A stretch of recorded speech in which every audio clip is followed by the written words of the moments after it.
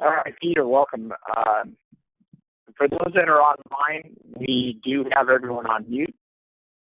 If you have any questions, please feel free to use on your panel. There's a question box. Just go ahead and type out your question and send it to us, and then I'll kind of refer it back over to Peter so that he can answer your questions at the appropriate time. Peter, if you're ready, or if you want to wait a minute or two, it's 10 straight up, 1 o'clock your time. We'll give it one or two more minutes. Just I see looks like some people are still logging in, so let's give it another minute or two. Okay.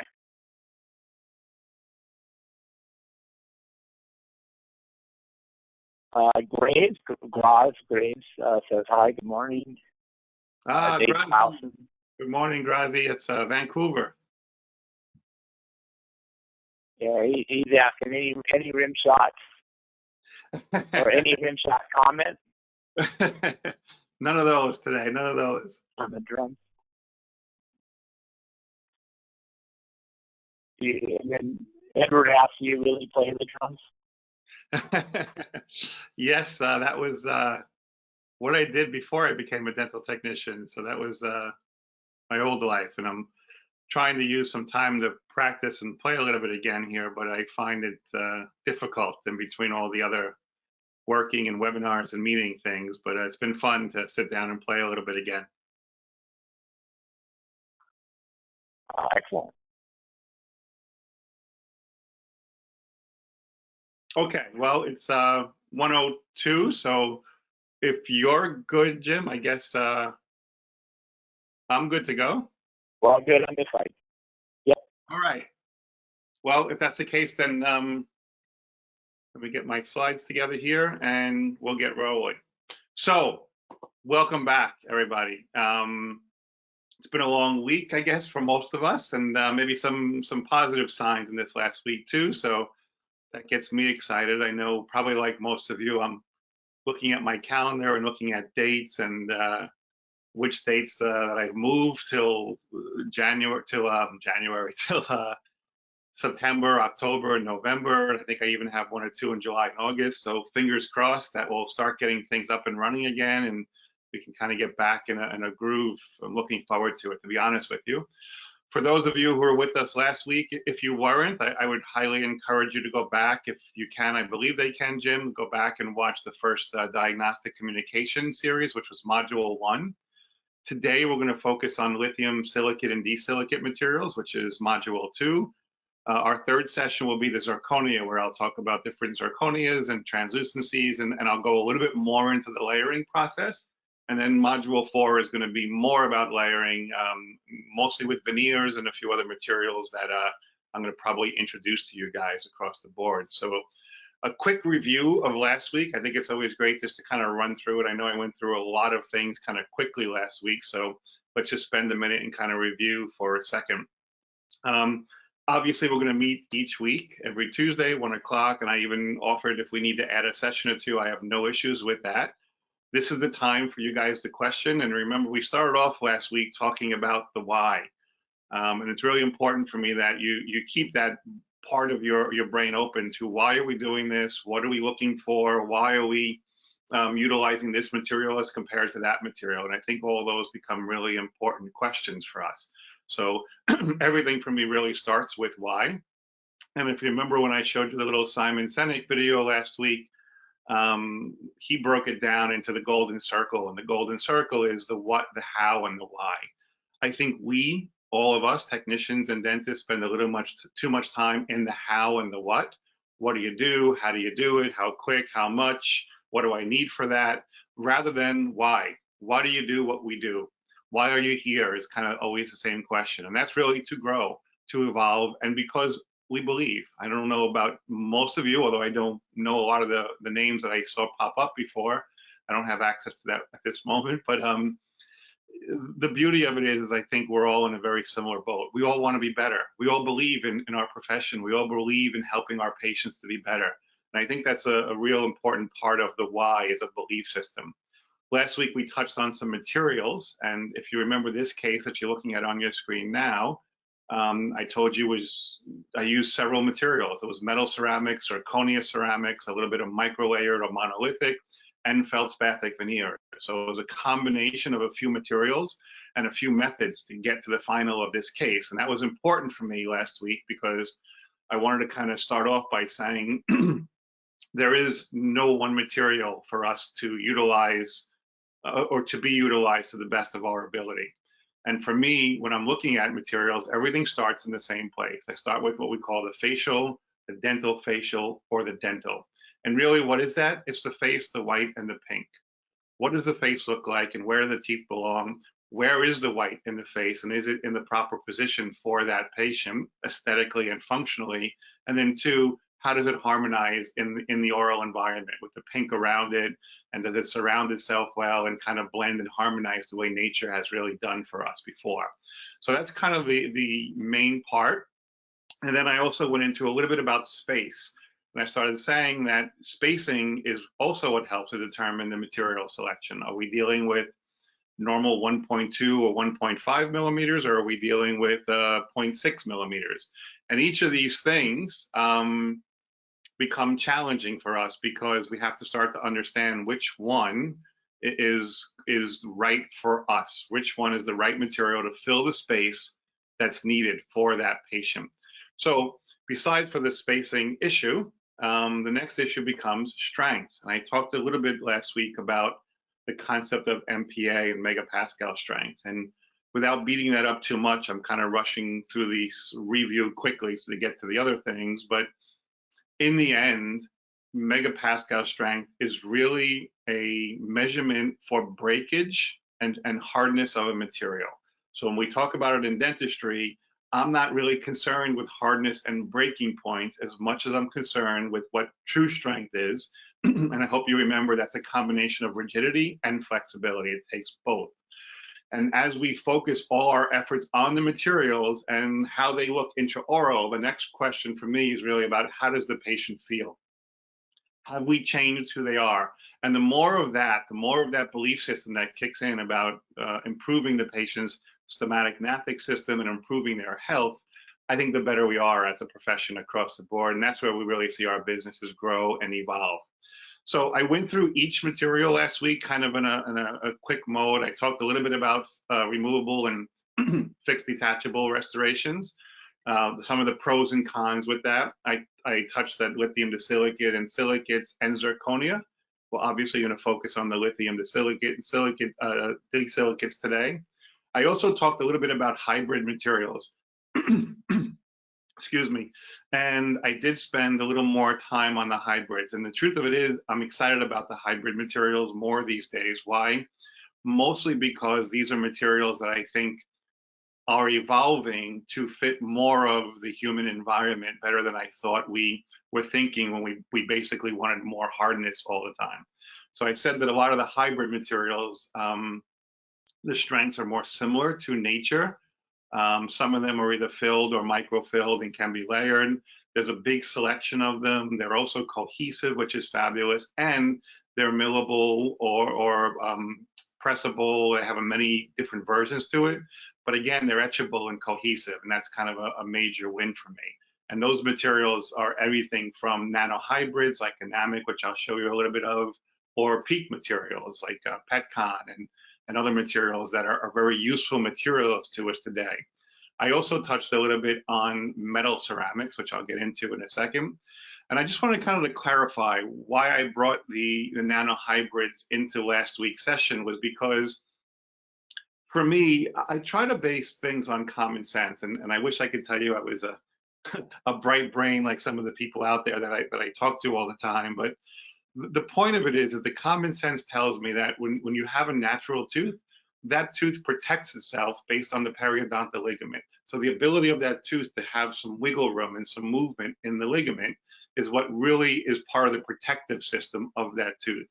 The minute we take that root out and we place an implant in there, you've lost the ligament.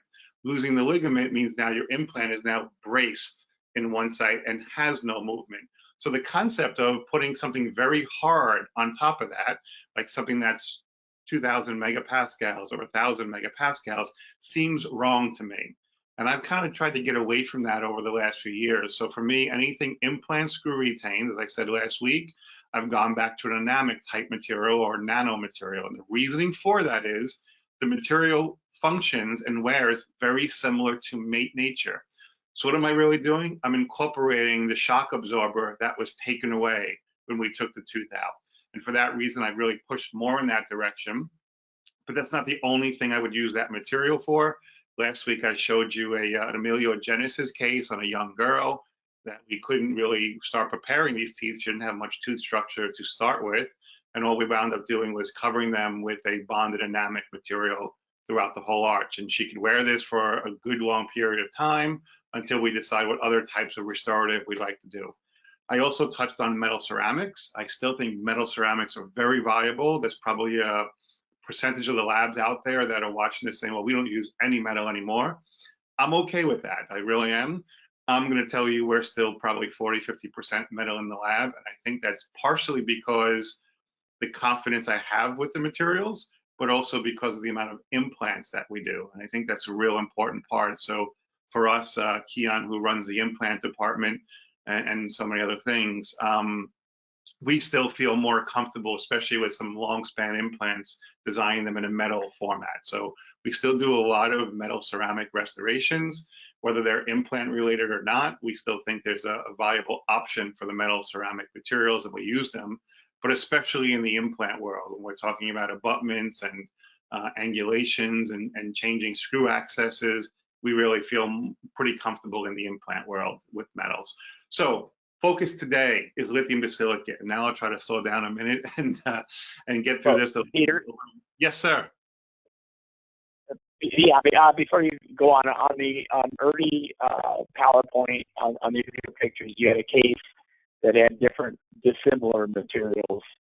And Edward had the question on how did you compensate on that multi-material case for variances in opacity, translucency. So they all appear the same. You're breaking up a little bit, Jim, but I think I understand your question. So the question is on the first case that I showed, and I showed the whole case last week, where I used all the different materials. How did I make them match each other? And I'll be honest with you, I think it was Edward that he said asked the question. So Edward, I wish I could tell you that all materials play well with each other. The truth is they all don't. You'll notice that on that case, I used metal ceramic and feldspathic veneers. That was two of the materials. And I'm really comfortable matching metal ceramic and feldspathic veneers to each other. And that is exactly the way you said, through managing opacity and translucency and creating the right depth. I'm also pretty comfortable today with zirconia and feldspathic veneers. So I can kind of match those pretty well together through the same processes. Where I start to drift a little bit, and you'll notice in that case, I didn't use lithium disilicates. I stuck to zirconia, metal ceramic, and some veneer for those reasons. Those I can make play fairly well together. Lithium silicate and lithium disilicate, which is what I'm leading into now, presents a little bit different of an optic.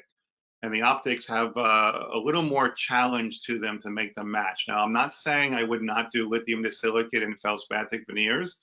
I've done many of those, but I do struggle personally, and maybe some of you guys have a different take on it, trying to match lithium disilicate to other materials like metal ceramics or zirconia ceramics. I think that's the optics are a little more challenging for us.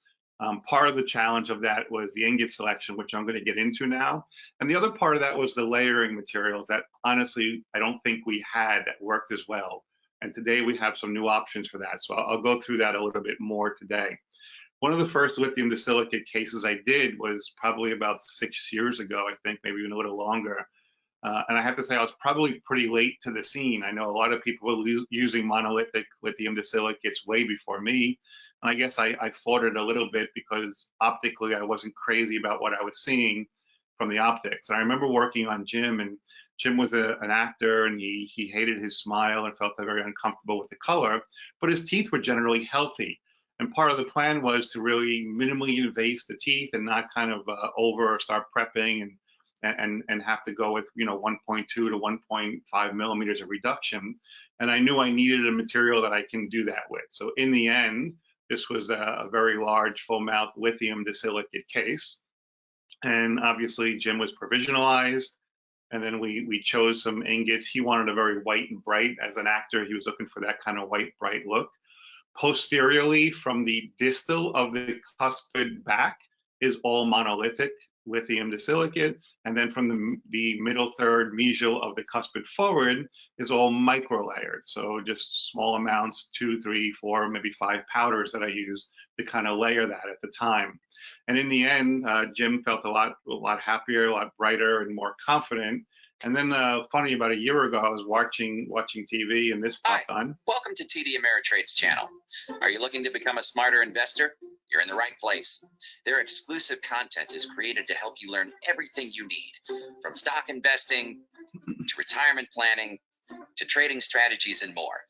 That's what's great about YouTube. You can learn just about anything, whether it's investing or oil painting or playing the flute. I'm taking credit for finding Jim on TV. It was actually Jen who found him, and she texted me and said, hey, that's our patient. I keep seeing him on the TD Ameritrade commercials. But the point was that material was ideal for him, and it was a full mouth case. And there was a lot of things that I think worked out fairly well for that case. And obviously, looking back on it all these years later, it's nice to see him with a great career and feeling successful. I think where the challenge comes in for us as we start to talk about it from a teaching point of view is, one, first separating the materials a little bit more. So for those of you who know me, I'm kind of a proper word junkie, meaning that I want to hear a material called what it is. Obviously, there are several brands of the material. VITA has their own, especially today, they have an Ambria or a Suprenity, and there are other companies that have their own brands. So there's a lot of different brands and versions of lithium silicates and disilicates. What I would like you to start to think of is the difference between the two. Lithium silicate is one type of a material, and it's a divergence of lithium disilicate, which is another type of material. Each of these materials have some pros and cons to them. One of the strengths on both of them is that they both can be bonded. They're both cohesive. They can be used for inlay, onlay. They can be used for veneer. They can be for monolithic restorations. I've even used them on abutments. One of the areas where I push away from them a little bit is in bridge work. And I want to be really clear with that every company that sells a lithium disilicate also says that you could do bridge work with it. And I'm not saying you can't. You can. It's not an area where I'm the most comfortable, or I'm really cautious about where I would use it for bridge work, for a few reasons. And I'll start to kind of break down some of those reasons.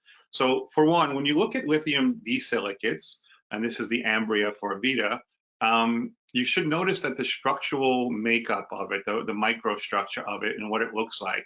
And if you look at lithium silicate, you're going to notice, which is a Suprenity for VITA, by the way, you'll notice it's kind of a different microstructure. And these microstructures play an important role for us. So if you look to the left of your screen and you see the lithium disilicate, you'll notice that it's kind of a log-like structure. Now, when you're melting this into a liquid state and you're pressing it and flowing it throughout your mold, your cavity, which is your restoration, the importance of this flowing properly is very critical. What that means for me is if I have to go from one unit to another in a connector, it's very difficult to make that path to be as accurate as you'd like it to be. Also, the connector size has to have a certain thickness to it. So it does kind of push me away from the bridge work concept with lithium disilicate. With lithium silicates, you have a little bit finer grain structure, but these are milled materials, or most of them are milled materials. And as a milled material, they're recommending them as single unit materials. They're not recommending them as bridge work. And I think part of the process there is, again, the connector size. I want to be clear, though, because in last week's webinar, not last Tuesday, on the Friday webinar that I did for the other group, somebody asked me, I think I stated it, that lithium disilicate tends to be waxed and pressed, and lithium silicate tends to be milled. It's not completely true. I think that's the nature of the materials, is where they both originated from. But realistically, there are lithium disilicates that can be milled, but the structure is not exactly the same. They've changed the microstructure. So you get more of a combination when you start to mill a lithium disilicate material. And that's what you see here in the middle of my screen. That's kind of the new microstructure that you'll find when you're milling lithium disilicates as compared to lithium silicates, a little bit different structure. The other challenge that I think we find is that you'll notice the lithium silicate, which is on your left, and the lithium silicate, which is on the right. The lithium disilicate on your right tends to have a little bit of a lower value to it. Now, this has kind of been the knock with lithium disilicates, I think, from day one. It was probably why I didn't dive into them years ago, because I saw some of those optical qualities and I didn't really like that aspect to them. Is it still an issue? Yes. Honestly, lithium disilicates tend to be a little bit lower in value. The real challenge for that, though, isn't necessarily the material itself. It's really the option of us understanding what to use and when to use it. So just like if I'm working on a block material, it's up to me to select the proper block. Which one do I need to produce A1 or 1M1 or B2 or 1M2? Which block is the correct one? And that's going to be based on a few options. And it's exactly the same with ingot selection when I'm waxing and pressing. Which is the proper ingot to use to produce the value that I'm looking for, either monolithically or layer. And that's really a knowledge point rather than a material point more than anything else. One of the nice features about the lithium silicates are, especially in this digital world today, one, I think they are better optically, so I wouldn't deny that, but two, we can design them at the same time as we're receiving our digital file. So a digital file comes into the lab, Jen grabs that file, she opens it up, she's going to start designing the cast and the restoration at the same time. And as she sets up her cast and we're getting ready to do some printing, at the same time that we're printing that cast, we're actually printing, or milling, I should say, our lithium silicate restoration. Now you'll notice at this stage, the lithium silicate restoration looks like a honeycomb, kind of a color, and it's pretty translucent. What's really cool about this, and what I really kind of loved this when I first started doing it a few years ago, was this is basically out of the mill. And out of the mill, I could pop this right on the cast. The material is fairly soft. It's like grinding on a composite at this point. And I can actually adjust the contacts, and I can adjust the margins. I could thin them out. I could check the occlusal. I could even send this back to the doctor for a try-in at this point if I wanted to. And to be honest with you, I just had one made for my mouth. Jen milled it for me yesterday, I think, in the office. And I have an old crown that I re-cement every few years, and I think this time it's pretty much done. I see that it's starting to crack after all these years. It was actually a pressed to metal crown that I did probably 10 years ago, and I re-cemented. So I duplicated the crown, and I left the mold on Jen's desk, and she basically scanned it and milled me a restoration yesterday. So I'll play with that. But when I play with it, I'm going to put it in my mouth just the way you see it. I'm going to put it in my mouth. I'm going to fit the contacts, I'm going to check the occlusion, I'm going to make all those adjustments in a soft material. Then I'm going to basically put it into a ceramic furnace. It's not a sintering furnace, it's my basic ceramic furnace that I use. I have two of these behind me in the laboratory. The program will be 16 to 18 minutes-ish, depending on a few little tweaks we sometimes make on it, but in general, it's I think a 17, 18-minute program. And when it comes out of the furnace, out of my basic ceramic furnace, I have basically monolithic lithium silicate. Now think about this from a chair side point of view. I see we have a few doctors on there. I noticed before when I looked at some of the names. If you have an in-house furnace, and obviously there's options for that today, or if you're chair side dentistry, we could actually, we could mill this for you, send it to you. You could try it and make your adjustments, put it in the furnace, and sinter it yourself right then and there, or mill it yourself, because obviously that's a big part of what's happening in today's world. So we do a lot of cases this way. The fits are really amazing. I mean, you'll notice I'm showing you the block right out of the mill, checking it on the restoration, checking it on each individual preparation. We'll cut those blocks off. We could stain this before. We've done that a few times, or we could stain it afterwards. It really depends on what we're looking to achieve and the space that we're working with. And then we'll colorize this, stain, and glaze. And that's kind of a normal scenario for us with the monolithic lithium disilicate. We're printing our casts, we're colorizing and staining and glazing all at the same time. And I throw the royal we around a little too much. When I say we, I'm usually talking about Jen or Helen, and sometimes Keon and Abe, depending on who's doing what these days. But in the end, the real goal is that our team, the team that works together, we're all kind of on the same page, trying to make sure that we're doing the exact same things and getting to the end result of what we want. And in the digital world, I think, I don't want to say it's easier, but it's become simplified in some way, that we can kind of produce something very similar and yet all be able to put our fingers on it and get a very similar result. And that, I think, is the importance of having a good team across the board. When I bring that into lithium disilicate, well, now I'm talking about more of a wax and press phase.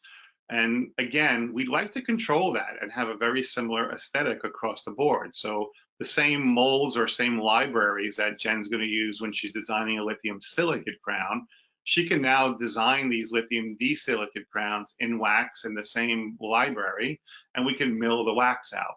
And that's been a really kind of a fruitful process for us in the laboratory, because it's really controlling the aesthetic a little bit more. And then we'll cut that wax off, we'll seed it back to the die, we'll seal the margins, make any occlusal adjustments, add our own little nuance to it, and be able to invest and press that out. And again, you get a pretty nice aesthetic out of that. And I give Helen and Jen and Abe really more credit for these, because they spend more time on the single molars these days than probably I would like to, or I would like to do more. But I do get to check them and go over them, and we check occlusion on each one. We go through the same processes over and over again to make sure that we're really examining exactly the way it would be if we hand built it. So there are two main points here for us that I want to kind of go through.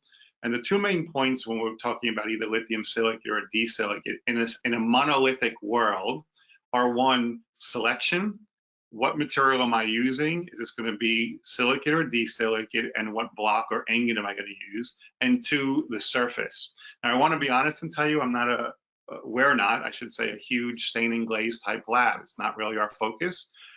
We really much rather layer things or micro layer things, and it's kind of the market that we want to be in, to be honest with you. And I'll touch on that in a minute. But the two main keys here are really going to be about the selection. And that's based off two principles. One, how much space do you have? Look at the space that I'm working with here on that central tooth. That's about a 1.2 or a 1.5. How much space am I actually filling? And then the second question becomes, what is the prep shade? What kind of color am I dealing with underneath it? A1, A2, A3, A4, and all these colors really become challenging for us, because we have to be able to either mask them or utilize them. And part of that is going to be about the thickness of the material and the ingot or block selection that we're using. And if you choose right, you'll notice that on each of those, I can kind of make the coloration look the same no matter what's underneath it.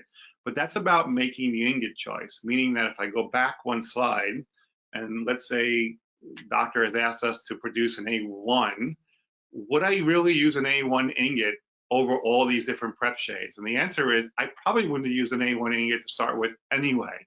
I probably would have went back to something brighter. I would have looked for something with a little more brightness or value to it based on the thickness and space.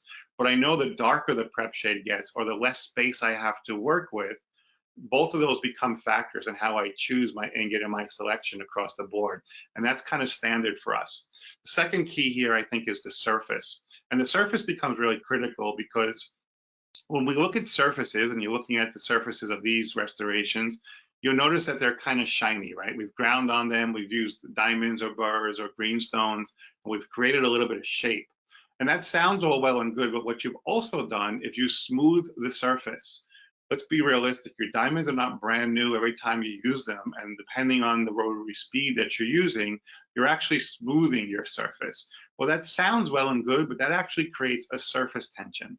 And that surface tension means that when we put water or stains or ceramic on it, the ceramic wants to pull away from the surface rather than adapt to it. So I'm a big fan of sandblasting, even though most manufacturers are recommending that you don't sandblast. And this is both in zirconia world and lithium silicate, disilicate worlds. But in general, what I want to do, I want to break the surface tension. And the more I break the surface tension, that more that allows me to actually be able to get my colorants to adapt better onto the surface, because it's a rougher surface for things to grab onto and mature to. So that's important for me. And I also kind of want to throw out there that when we are talking about monolithic, I think there's a somewhat limiting world. And let's be honest, monolithic has gotten way, way better the last few years. I think obviously the materials have evolved. Our knowledge of how to use them have evolved. The staining materials that we use have evolved, and all of that is great.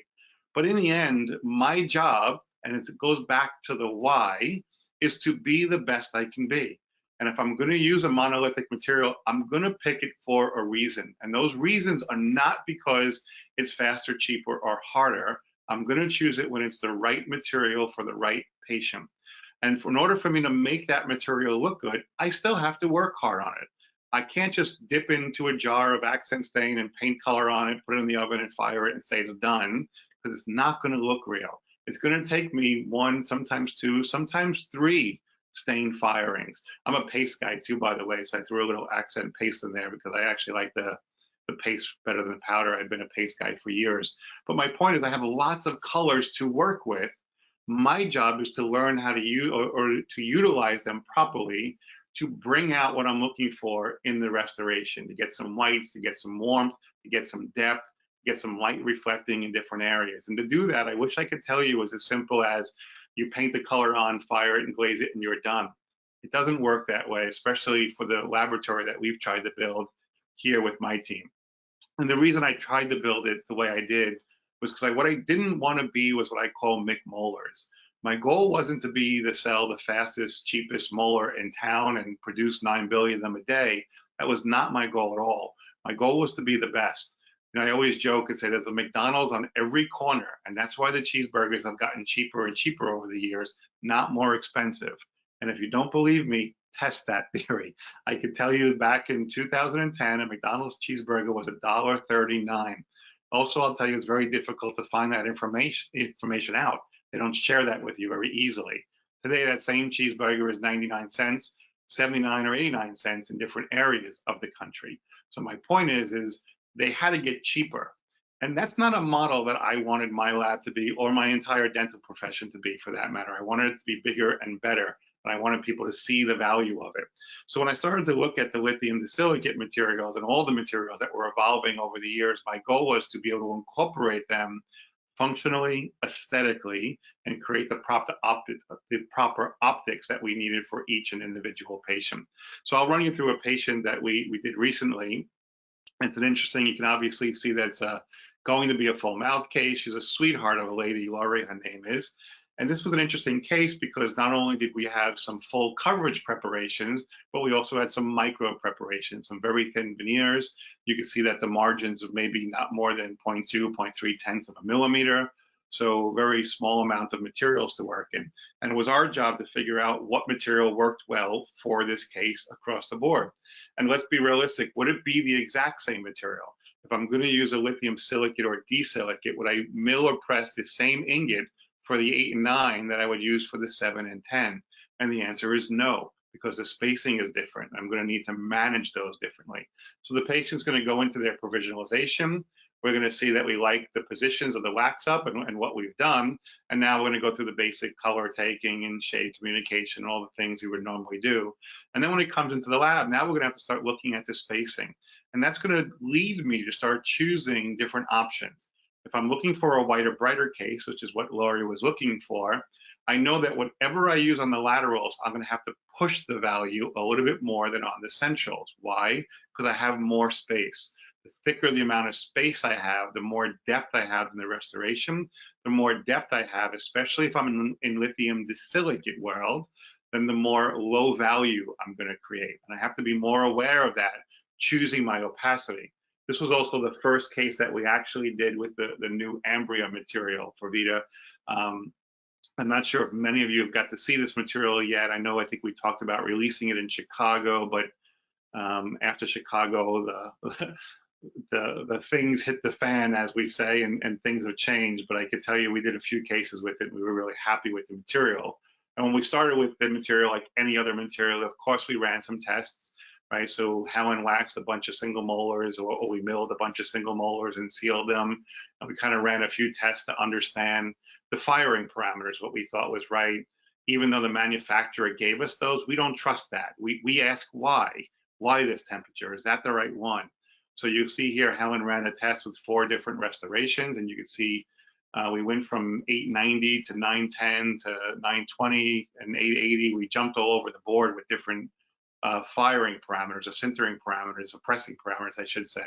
And that was really just to kind of evaluate what we were looking for in the opacity and the translucency of the materials. And another great trick that you can use is they sell these little, I don't know what they call these little mesh pieces, and these mesh pieces you can attach to your ingot, or next to your, when you're investing, you can actually put that on as a sprue. And what's kind of nice about it is right away you'll know if you're under fired, because you're going to have a shortened flare there, or if you're over fired, you'll notice some rounding or bending of the edges. So it kind of gives you a little bit of a better path. You'll notice what we did when we did it originally, we actually put an extra sprue out there, and we use that sprue as kind of a reference or a guide to understand not only the firing parameter temperatures, but then also for the opacity. Besides for using the new Ambria, we also use a new ceramic material on this case. We use the new VITA Lumex. And I mentioned to you in the beginning that part of the challenge, I thought, with some of the lithium disilicates and silicate materials were not only the process itself, but also the layering materials. I didn't necessarily have a same material that I can use on both lithium disilicate and zirconia, right? I said to you, I can make a metal ceramic crown and a feldspathic veneer, same material, no problem. I can make a zirconia restoration and a feldspathic veneer, no problem, same layering material. What I couldn't do was use a lithium disilicate and a zirconia and a veneer and still be able to use all the same layering material because of the coefficients. So we've kind of fixed that with this new VITA Lumex AC, and it's kind of an interesting process because you'll notice the colorations that we have there. For those of you who are VM9 people, you might notice a little bit of difference in it. The VM9 is actually a little bit more translucent than the Lumex. The Lumex actually starts with an opacious dentin. So rather than working with the effect chromas that we used to use with the VM9, we actually have a true opacious dentin material, and then a dentin that kind of falls somewhere between the base dentin and the transpod dentin. So it's a little bit more opacified. And I think they came up with a really great system in how we kind of manage that, teaching people this, and what that really is you'll notice everything is color coded. So your dentins have a color, your enamels have a color, the modifiers. So it basically kind of gives you a little working canvas to work with. And for those of you who are in my age group, when I see that little round circle, actually Bobby pointed it out to me, when you see that little round circle, it reminds us of the NBC logo from a lot of years ago. So my joke to the VITA company was I put that on all the bottles now. So we have a little kind of comical NBC reference every time, but I'm showing my age, unfortunately. So in the end, choosing the right ingot was very critical for us, and then being able to layer it with the materials that we felt comfortable with. In this case, this was kind of all new for us. This is one of the first cases that we did, and myself and Helen worked hard on kind of getting this all accurate and getting what we wanted out of it. And in the end, we're going to kind of put that into the oral environment, and you're going to see our patient looks fairly happy. It was a full upper arch that was done on the patient, and she gets what she wanted, right? She wanted that smile, and let me let her tell you herself. You know what, it's really been life-changing, and it wasn't like I didn't know how dramatic it was. I'd always had these deformed 2 teeth since I was a kid, and we had bonding on it, and I made do with it. And in the last few years, it just was not looking right and not feeling right, and I was really self-conscious about it. And this is just, it's just really changed. I think I've seen pictures now of myself. I didn't even know what a difference it would make, and I'm just so happy about it. So great. So. And in the end, that's always what we're looking for, right? The happy patient. So let me move forward with some other materials. This is a case I did a few years ago, and this is when we really started discovering the differences between disilicate, which is what the case I just showed you, and silicate. Obviously, the silicate is the milled suprenity, and this is one of the first cases we did with that material.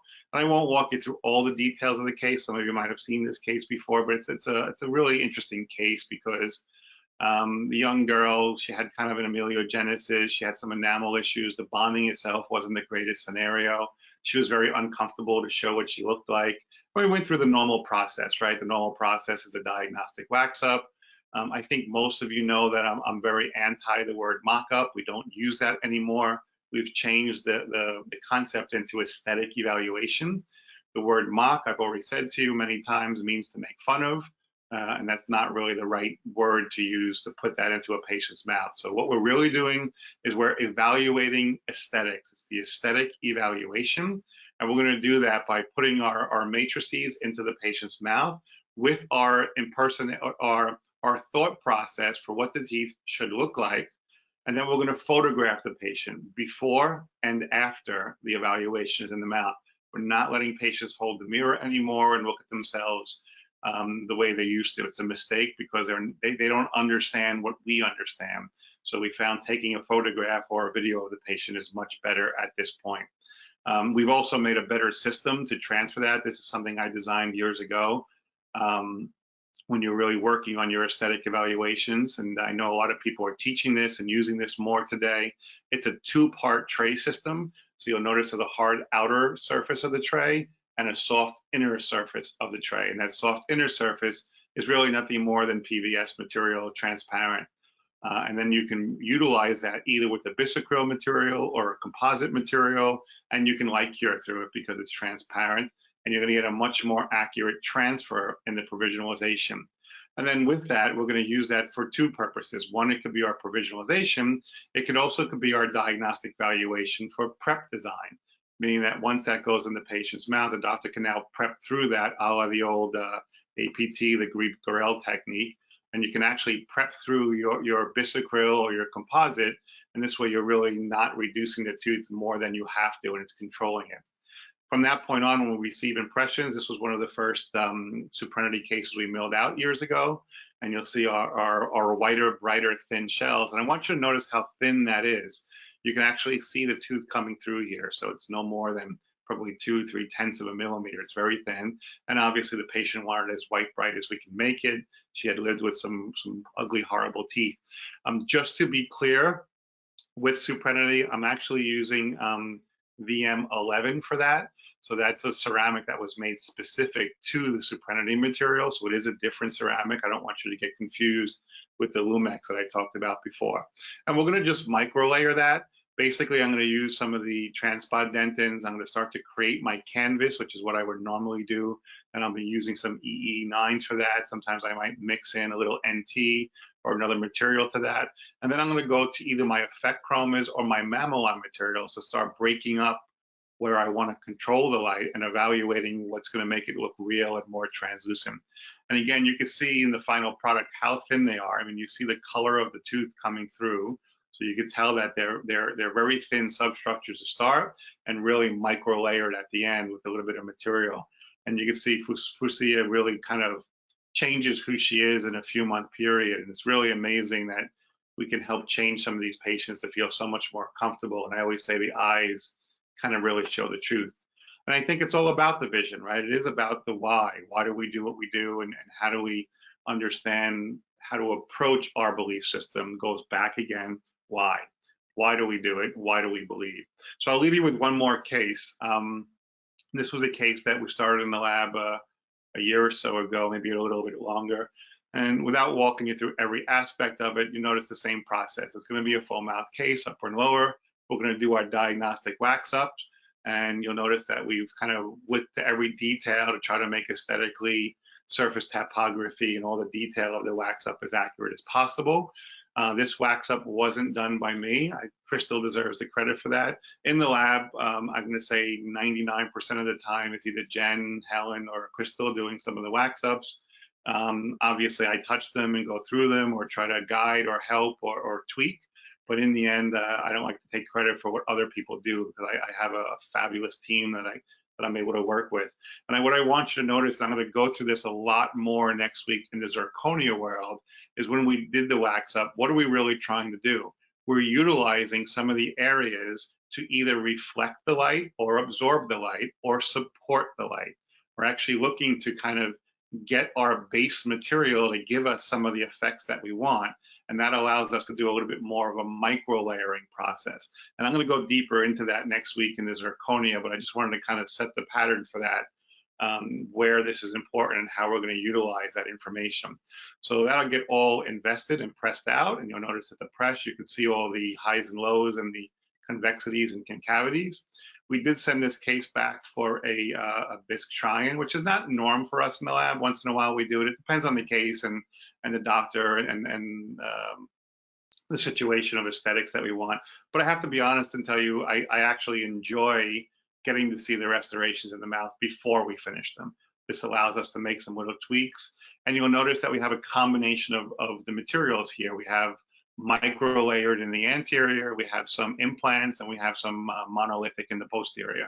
So we're going to kind of utilize all the same things that we want. Again, monolithic in the posterior and micro layered in the anterior.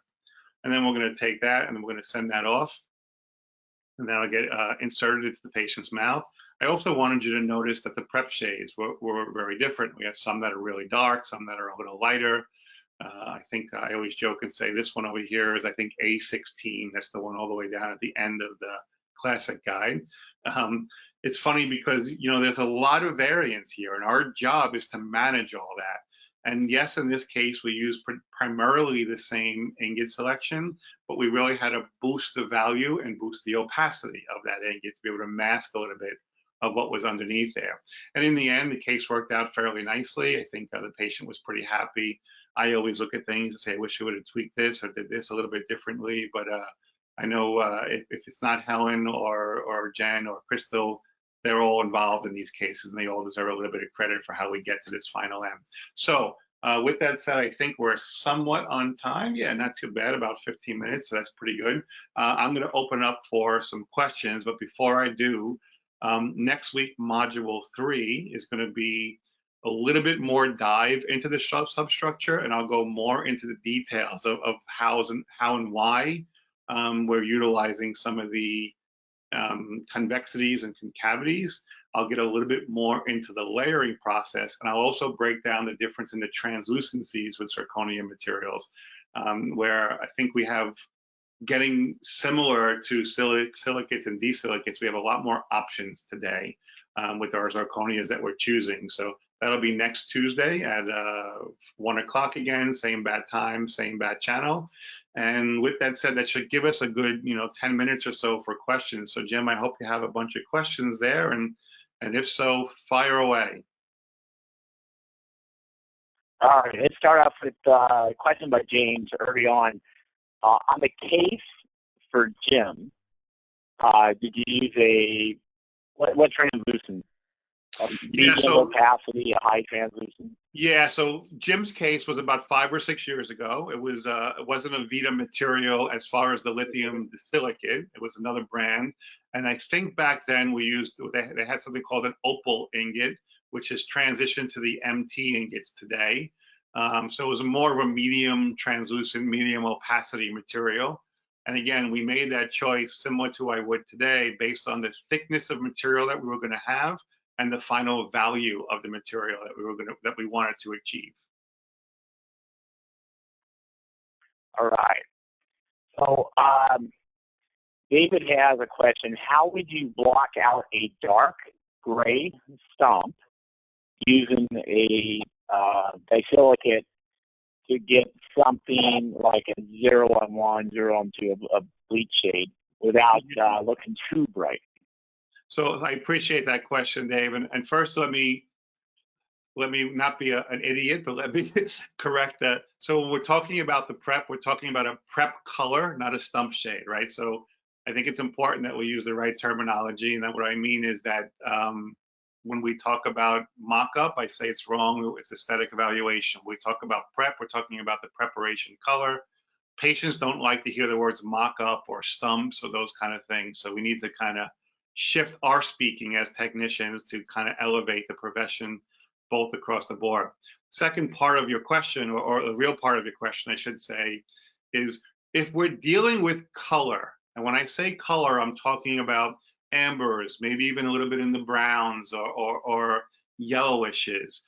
Believe it or not, those are a lot easier to mask. Once we start getting into the gray family, you have a root that's been calcified and basically root canaled and it's gray and really dark. That becomes a whole bigger issue for two reasons. One, if the tooth is gray and that dark, the whole tooth is gray and that dark, and that means that the pink is going to be affected. And remember, I started always off by saying the face, the white, and the pink. So we have to make the pink look good. The real answer to that question is internal bleaching is probably the best way to go. But okay, that's not going to happen probably 80–90% of the time based on the protocols that we follow.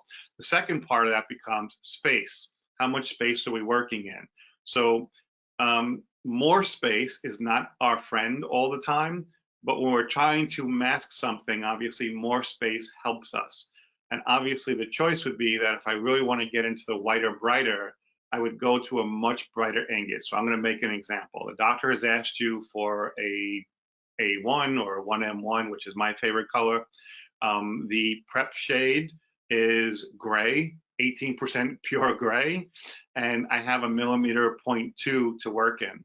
My thought process would be, I'm going to pick something at the highest, brightest value with a medium amount of translucency. So I might even go up to the OM1 or something very bright. And then I'm going to utilize my layering or my micro layering to start to bring the value down. Because what I'm really looking to do is create depth. The brighter and whiter I go and thicker I go, the deader that'll look. I'm just going to use the brighter or whiter to do a little bit of masking, and then I would incorporate some more layering. Sorry, that's a long answer to your question, but I wanted to make sure I defined it well for you. No, it's good. So kind of a follow-up, but from a different person. On the flip side, when you're hiding the restoration, the material, when you're trying to mask it, how much you rely on the type of cement used by the dentist? It's a great question. Jim, your phone connection is lousy. I hope mine is better. You sound like you're breaking up, but I'm hearing you. That's a great question with the cement. So, you know, this is funny because I did a big program for NYU last week or 2 weeks ago, and that question arose a few times. So I want to be clear that I think the way I approach this with the teammates that I work with, my doctors that I work with, or my teammates, the goal is for them to provide space and for me to be able to fill the space, right? That's really part of the goal. In the end, I don't want them ever to use a cement that's going to add color to the restoration for a few reasons. One, if you really run some of the, I'm sorry, if you really run some of the coloration testing, you're going to find that most of the cement colors change after a period of time. So if I use an A1 or a B1 cement or a white cement, it doesn't stay that color, it changes. So if I'm counting on my doctor to fix the color of the restoration, I'm going to say I didn't do my job very well, or we didn't communicate very well. The second part of that is the transparent cements are what's going to give you the most amount of light into the tooth and the root. And if you remember last week in this picture that's on the screen right now, I'm not only looking to highlight the light into the white part, but I'm also looking to highlight that into the pink part. And in order to do that, if I'm using a very opacified or a white or a colored cement, I'm going to lose the ability and create a real deadness with the restoration. And I think the last part of that is depending on the thickness and the choice of the ingot selection or zirconia, because it would fall the same way there for next week, that you use, you're going to limit the types of cement anyway. What I mean by that is, once, let's say I choose a very white, bright OM1 ingot, and I pressed it, and it's 0.6 of a millimeter, and now I'm going to layer 5, 6, 7/10 of a millimeter of ceramic. Do you really think the cement is going to change the coloration of the restoration at that thickness? And the answer is no. What it will change is the light optics of how it gets in and out of the root, and that's what I don't want it. So I guess the simple answer is, I want my doctors to use transparent cements. I recommend them most of the time. ReliX Unisem Clear, because I've tested that and I can tell you it stays clear forever. And also the luting cement from ReliX, but there are many companies that make fairly nice clears. Just test them. Don't just assume they stay clear forever. Squirt some out, leave it on your desk for a week or two, and see what it looks like weeks later. So Peter, hopefully you can hear me better. What do you use to block out like an implant abutment? So an implant abutment is a What whole different material? ball game, right? Because you're talking about gray metal now or shiny metal now, and you have no choice to block that out. But that's a different entity, and here's why. The titanium tubes or inserts that we use are usually about a 3 diameter titanium tube or 3 millimeters, I'm sorry, diameter. So if I'm in the posterior, which is where I would use those screw retain, I would coat those with a whiter cement or an A1 or an A2 cement. Yes, I have no issue with that because my goal is to mask. But remember, in a posterior tooth, bicuspid or molar, my diameter is only about 3 millimeters. The whole tooth is 8 to 10 millimeters. So I have a lot of thickness on both sides that will help me mask if your implant was placed well. When you move into the anterior, that changes because now I don't have the same amount of space that I would. And I have to be honest and tell you that it's not always my number one choice to be screw retained. I'd like it to be screw retained because that is the ultimate for the doctor and the emergence profile and the manageability. But aesthetically, that could present other problems because now I have a very thin gray surface that might only wind up being 2, 3 tenths, that might, 4 tenths, 5 tenths of a millimeter from the final facial aspect. So I have to rethink that and sometimes go back to old school dentistry where I'm going to make a true abutment and a cementable restoration over it. All right, Angela's asking, how did you make that A16 prep shade work? A16? Yeah, the A6. That was the WTF shade, if I'm not mistaken. How many people caught that? I'm not sure. I think part of the process here is a few things. Again, it goes back to what I said, space. How much space am I working with? Once I get past 6, 7 tenths of a millimeter, I'm going to get some masking in the restoration. But really what I'm going to have to do is choose the proper ingot or block. And what I actually did in that scenario, and if you want, I can kind of flip back to it quickly, I think. Let me see. I'll flip back to it a little bit here. This way you can kind of get a better look at it. I didn't use the exact same ingot or block, right? I actually changed them. So in other words, if you look at the different colorations there, my goal, let's pretend the goal was to make an A1 restoration. Well, I got the same space, 1.2, 1.2, 1.2, 1.2, 1.2. And realistically, if I mill or press an A1 restoration, what's the odds of me having A1? I'm going to tell you it's really slim. I'm going to be low in value right from the get-go. So to be honest with you, if I had a prep shade that was A1, I might be looking at a B1 ingot, or I might be looking at an OM3 or something a little bit on the brighter, whiter side right away because I want to pick the value up. But as I start going down the scale of warmer, darker, and crazy colors on that prep shade, my ingot selection is getting more opacified and getting higher and higher in value. So that's really what I'm basing it on. And you'll notice, even though these all look the same, they all look somewhat A1-ish. Part of that process is because I'm changing the ingot selection or I'm changing the thickness. In this case, I didn't change thickness, I just changed the ingot selection. All right. A question from Chelsea.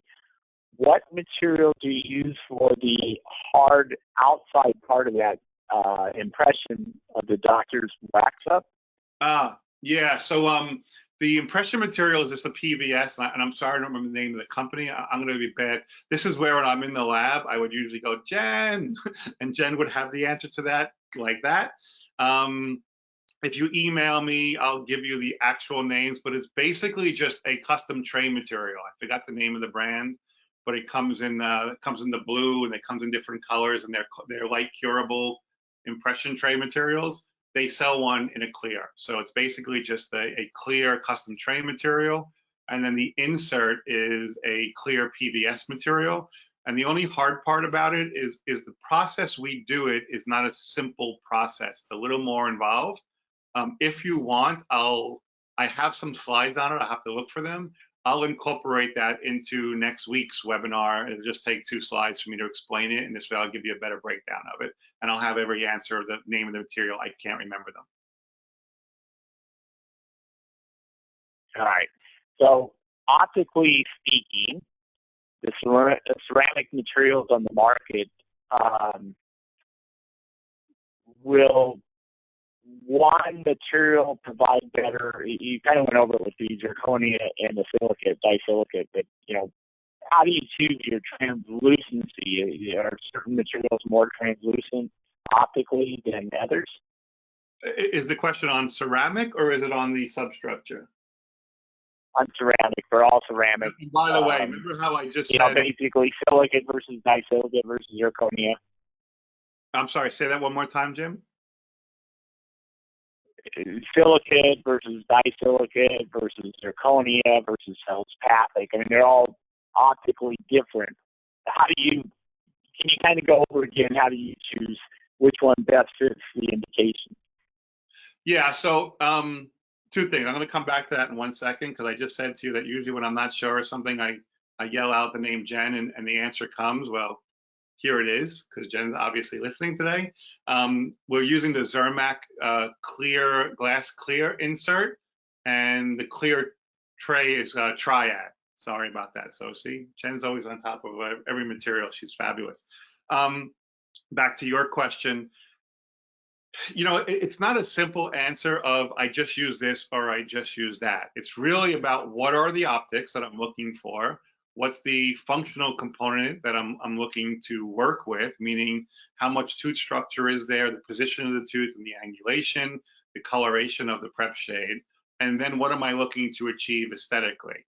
Zirconia, and I think we'll hit this a lot more next week, in general, came out as the white opaque material, and now it's gone into the very translucent material. And I'm going to be honest and tell you, there's a value for both. We need both. It's very similar to lithium disilicate in that world, where sometimes we need more opacity, sometimes we need more translucency. How do I manage the aesthetics on them is both the same though. I'm picking my substructure first and deciding what my substructure should do: mask, absorb, reflect. And then I'm choosing my layering scenario. And my layering scenario is going to support whatever I did in my substructure. And I'm sorry to make this too long of a winded answer, but here's why it's important. I teach in so many labs around the world these days, and a lot of times they bring me in, they want me to teach the ceramists to be better ceramists. And unfortunately, it's not that simple anymore, at least not the way I look at it. I can't walk into your lab and say, oh, if you put some of the water drop in the corner or the EE9 in the corner, you're a better ceramist. No, you're not. You're a better ceramist, or you're a better dental technician when you start understanding the optics of what you're doing and how to get to where you want to go. And a lot of that has to do with not only the information that comes from the doctor, the preparation design, the impression technique that they use, how they manage the cord and manage the soft tissue around it, and the information of photography and communication they give you is where it starts. And then after that, it goes into, now what material do I use for my substructure? How do I design that to absorb and reflect light? And then the final prettiness on it is, now what colors and powders do I use to harness that final restoration? So it's kind of a bigger spectrum. It's not just a one size fits all. I don't mean that to sound vague. I just want it to be real that that's the way I always approach it. No, that's good. And kind of Edward has another question that's kind of related. When you're using PFMs to block out black grayish teeth, but it can have a negative effect on the gingival value because you're blocking the light through it. So, how do you handle that? Is that consideration when you decide PFM versus something else? Yeah, so I think you said his name was Andrew. So Andrew, I'm not sure if you caught last week. If you did, you probably heard me say, or maybe you didn't hear it, that whenever I do metal ceramic restorations, I use 360-degree ceramic margin. I'm a ceramic margin junkie. Anybody who knows me, I'd be the first to tell you, I'm not the greatest ceramist. I'm not the greatest technician. I have a lot to learn 24 hours a day. But one thing I'm really good at is ceramic margins. I teach them all the time. I've been teaching them for 20 years, and I'm a huge ceramic margin component. And I don't ever do a metal restoration today, or very, very rarely, that does not have a 360-degree ceramic margin. And where I'm going to surprise you a little bit is next week in the zirconia module, I've kind of gone backwards, and I'm doing a lot more margins on my zirconia copings today. And I'm going to show you why. I'm going to show you some tips and tricks next week that I think are going to make your life easier in some ways. You're probably thinking, I'm sounding like I want to complicate it because I'm telling you about margins. But in the end, I'm going to show you some things next week that I think are going to start to bring the purpose of this series together with light and interaction. All right, so last question that we have so far is that Marcia is asking about when you sandblasted the surface of that one case prior to layering, did it take off a little bit of the surface, and is it as effective to facilitate a better bond, in your opinion? Yeah, so the answer is yes. Sandblasting for me is a must for everything that I do. And it's all really about surface tension. So what I'll do next week to define this a little bit better, I'll add in a little spot about that. I'll add a slide or two in so I can break that out for you and really show it to you. But here's the common sense of it. The example I use all the time is if you wax your car, because the smoothness of the wax creates surface tension so that when water droplets hit the car, they beat up and roll off. Well, why isn't that the same when you make your zirconia or lithium disilicate or ceramic for that matter too smooth and too shiny? You create the same thing. You create a surface tension. By the way, for the doctors that are out there, they do the same thing. They use a diamond that's been used too often, and they're polishing up their tooth to the preparation to make it look smooth and shiny. And then they're taking an impression material that's hydrophobic and doesn't necessarily like moisture. And when you put it over that smooth surface, tends to want to pull away. So materials want to pull away from each other when the surface tension exists. How do we break the surface tension?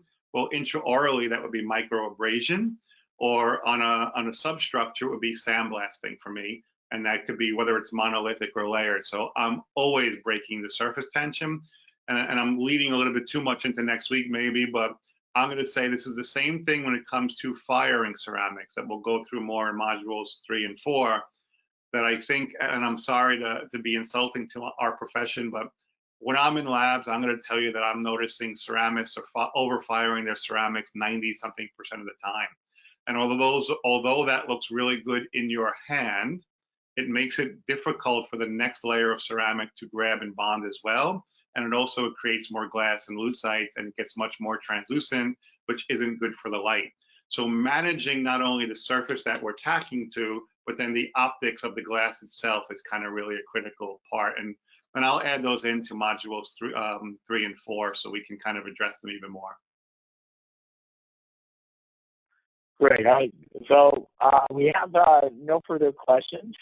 All those questions were great. Appreciate you spending time in answering those, Peter, giving off your wealth of knowledge. So if you have any other last minute questions, otherwise we'll see you again next Tuesday. Again, same time, same bat time, right? Same so, bad time. You have any last only words? people of your age and my age know that, unfortunately. Those younger people have no idea what I'm talking about. I know. But I thank everybody for being here. Well, I love doing the series because we can break things down a little bit. Submit any more questions you have. You could always email me, pz7aol.com. And if there's anything that I didn't include well enough, then I will put it into the review for next week. And we'll try to keep this going and get everybody educated before you get back to work, hopefully in the next few weeks or month. I appreciate it. And one last item is that anyone who wants to revisit Peter's webinar, we are posting those on the VITA North American YouTube channel, and you can also pick up some CD credit as well. Great. Thank you so much. Thank you, everyone, for joining us. For organizing this. I really appreciate it. And see you guys all next week. Take care. All right. Thank you, Peter.